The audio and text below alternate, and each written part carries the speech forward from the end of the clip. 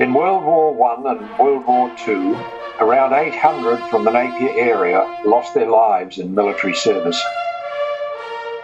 The local community and central government raised most of the money for a war memorial centre. The government's condition was that the building was to be a war memorial for community events and not a commercial building.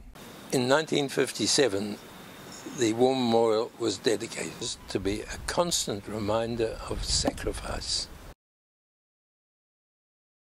What had been an elegantly designed community trust memorial for commemorating lost lives suffered through two bland facelifts in 1995 and 2017 and morphed into a purpose-built commercial building with all elements of memory stripped from it.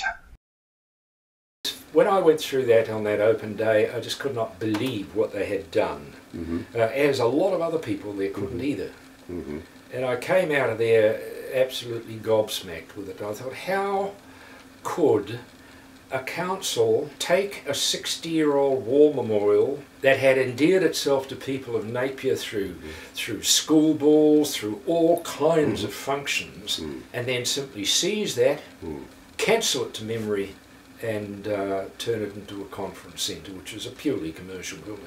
I could not believe it. Well, the first I realised there was something amiss with the Napier War Memorial Centre was at the opening day. Ventured through the building and had a look at all the new features. There was a glaring, obvious omission, and that was the flame and the roll of honour and the elements. Look, I'm sure there's some good people on council, but a little while ago something happened to our war memorial. It's a bit like somebody taking your grandmother's car, repainting it, changing the plates, and then selling it to the guy on the other side of the street.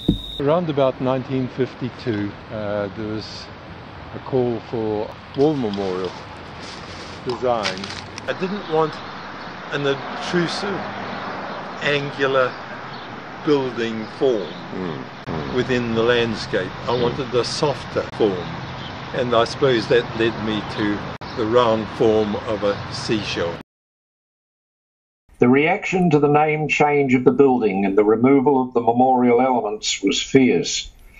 Newspaper articles, opinion pieces, letters, texts and websites appeared demanding accountability and restoration over many months.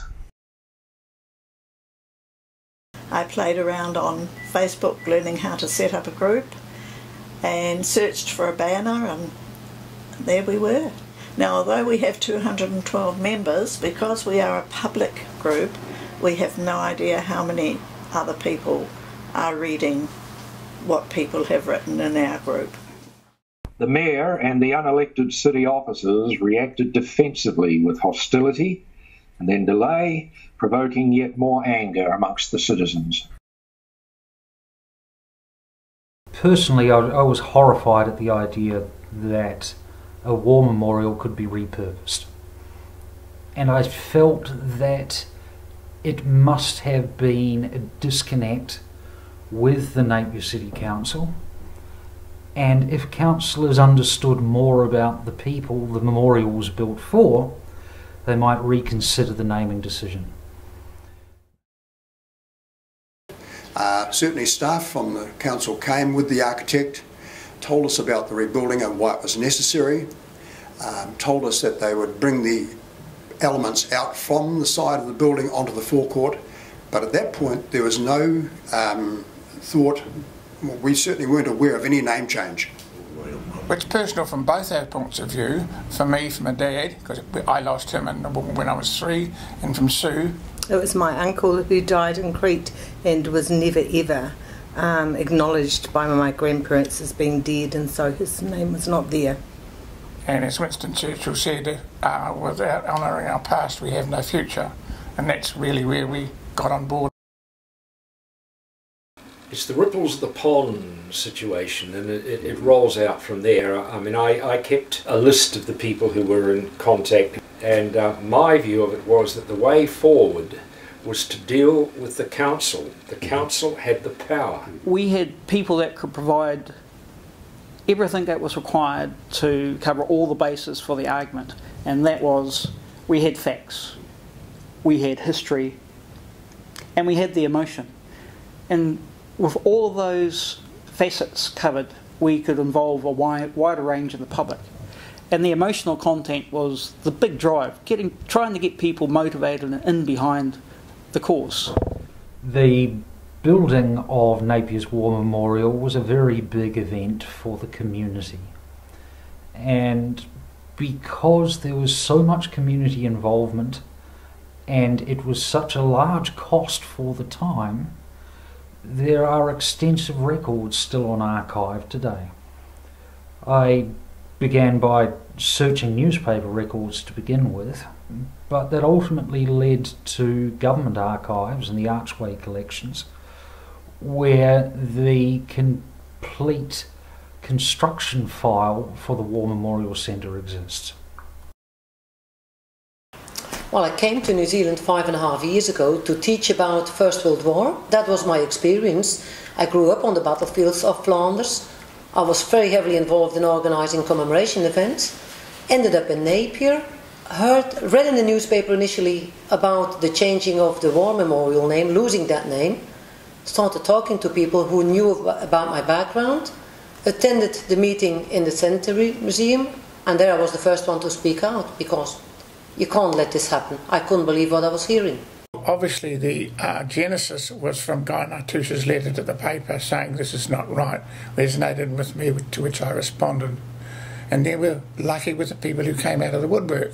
We had Alan Rhodes come in writing very passionate and well-structured letters saying that this is not right. You had Sue and Hawthorne who talked the talk as well as walking the walk, and got a petition going through Grey Power, and in a short space of time some 900 odd signatures. Kathy Meek with her website. Basically what happened, it touched a nerve. Community responded to it. For me, it was actually just sharing with my co-councillors how I felt on it, ensuring they had all the information they could possibly have to make an informed decision. And that was where members of the community, such as Alan Rhodes and Craig Morley and Guy Nartusha, etc., were invaluable, because they're the ones that provided us with that information. And it was that information at the end of the day that convinced all the councillors that we had to restore the War Memorial name. You know, if the councils are allowed to get away with not paying attention to the public, then bad things will happen. The community failed to react until the Roll of Honour and the flame, and finally the name War Memorial Centre was removed from the site. It was information we hadn't received from council officers. It was always intended to remain at the heart of a community and to add to the cultural and educational needs of the generations that would follow.